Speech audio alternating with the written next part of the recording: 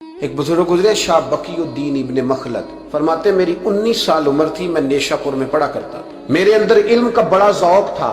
ایک استاذ کے پاس جب میں پڑھنے گیا تو میرے استاد مجھے فرمانے لگے کہ بیٹے تیرا ظرف بڑا ہے اور میرا علم چھوٹا ہے، تو کسی بڑے عالم کے پاس جا۔ میں نے استاد سے کہا کہاں جاؤں؟ تو کہنے لگے اگر ہو سکے نا تو بغداد شریف چلا جا، امام احمد بن حنبل کی بارگاہ میں حاضری میں۔ وہ حدیث کے حافظ ہیں، آج بھی آپ ان کی مسند امام احمد دیکھیں، جو حدیث کا طالب علم ہوتا ہے اسے مزہ آ جاتا ہے پڑھنے پر۔ کیا بات ہے امام احمد بن حنبل کی، اور انہیں اللہ نے اعزاز دیا کہ آج بھی مکے اور مدینے میں امام احمد بن حنبل کے مذہب پر فتویٰ دیا جاتا ہے، وہاں کے لوگ حنبلی کہلاتے، اتنی اللہ نے انہیں شان عطا فرمائی۔ کہتے ہیں میں نشاپور سے نکلا جب تو بحری رستے کے لیے میں آنے لگا یہاں، جب جہاز میں بیٹھا نا تو رستے میں طوفان آ گیا، طوفان اس تیزی کے ساتھ آیا اور اتنے دن جاری رہا کہ ہمارے جہاز کی سمت ہی بدل گئی، ڈائریکشن ہی بدل گئی، گویا جانا ادھر تھا تو جہاز کا منہ ادھر ہو گیا۔ فرماتے ہیں جا کے کسی کنارے ہم اترے، یہ دیکھیں جو لوگ طالب علم جاتے، فرماتے ہیں وہاں جا کے اترے،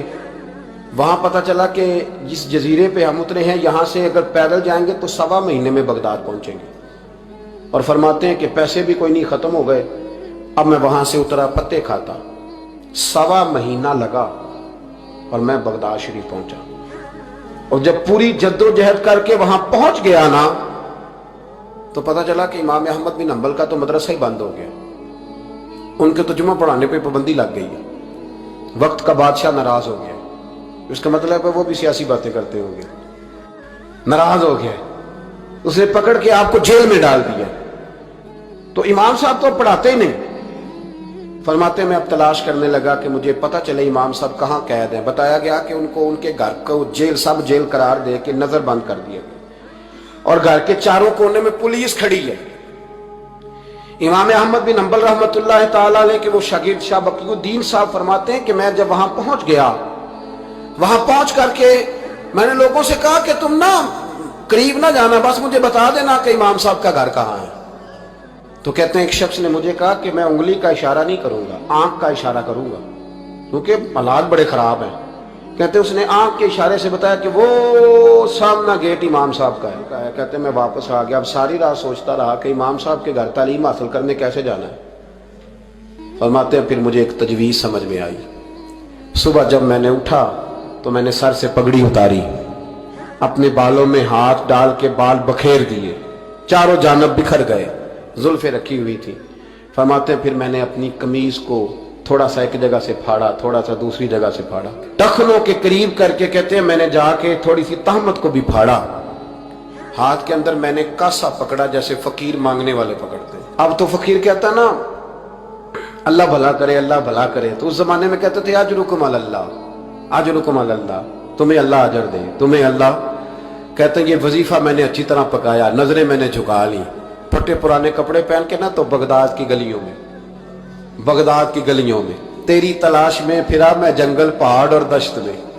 کہتے ہیں بغداد کی گلیوں میں کبھی ادھر کبھی ادھر، میں نہ وہ لیے نہ کاسا، میں گھوم رہا ہوں پھر رہا ہوں، تینوں لب دیا آپ گواچے۔ کہتے ہیں میں ڈھونڈتا پھر رہا ہوں مجنو بن کے وچ بازاراں، کدی ککھاں وانگ رلائے، کدی کہایا کنبا سارا، سر نیزے اتے چڑھائے، آزم یار مناؤن دی خاطر اساں کی پیس وٹائے۔ فرماتے ہیں کہ وہ کاسا لیے تو میں نکلا، سپاہی کھڑے تھے، ان سے بھی میں نے کہا اجرکم علی اللہ۔ کہتے ہیں ایک دینار انہوں نے بھی میرے کاسے میں ڈالا۔ پھر امام احمد بن حنبل کا دروازہ آیا تو میں نے دروازے پہ کھڑے ہو کہا اجرکم علی اللہ، اجرکم علی اللہ، اجرکم علی اللہ۔ کہتے میرا جوش ہی بدل گیا۔ امام صاحب نے جھٹ سے دروازہ کھولا، خوبصورت امامہ اور خوبصورت چہرہ، کہتے ہیں ان کا چہرہ دیکھا تو میرے آنسو ہی بہہ گئے، اور امام صاحب نے جب ایک دینار میرے پیالے میں ڈالا تو میں رو پڑا۔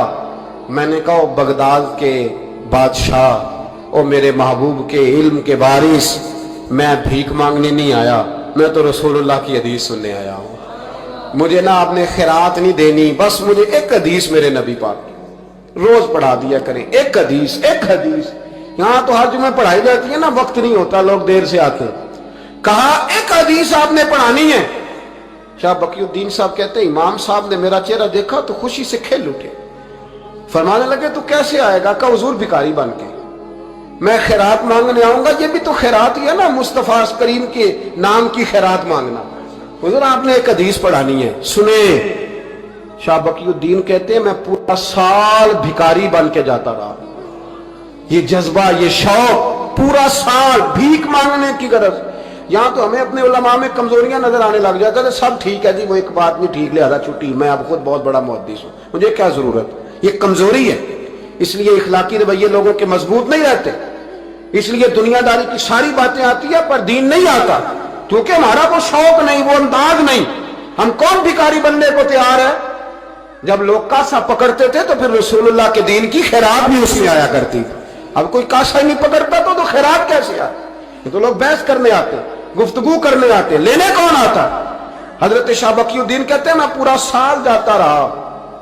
امام احمد بن حنبل مجھے فرماتے یار میں بھی سوچتا تھا کہ کہیں میرے علم کو زانگی نہ لگ جائے، دیکھو اللہ نے فضل کیا ہے، مجھے ایک طالب علم عطا فرما دیا ہے۔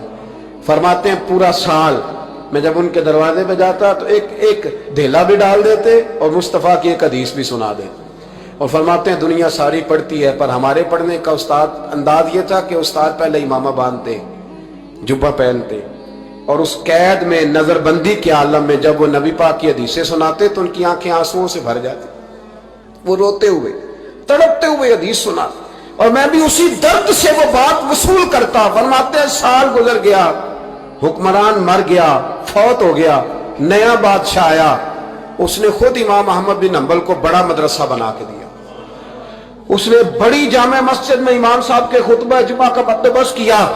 فرماتے ہیں ہزاروں طالب علم کئی ملکوں سے امام صاحب کے دروازے پر آ کے بیٹھنے لگے۔ فرماتے ہیں جب میں بھی پہنچا نا تو امام فرمانے لگے تو ذرا آگے آ جا۔ کہتے میں آگے آیا تو فرمانے لگے بھی علم تمہیں بھی دیتا ہوں، تمہیں بھی پڑھاؤں گا، مرتے دم تک پڑھاؤں گا، پر جو میرے اندر فیض کی خیرات تھی نا وہ ساری اس نے حاصل کر